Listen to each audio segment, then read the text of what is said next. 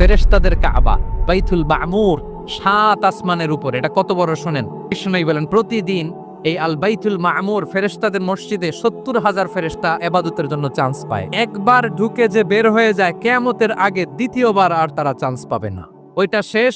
এরপরে সিদরাতুল মুনতাহা সীমান্ত বৃক্ষ, এটা আরো বড়। ফেরেশতাদের জ্ঞান সীমানা ওইখানেই শেষ।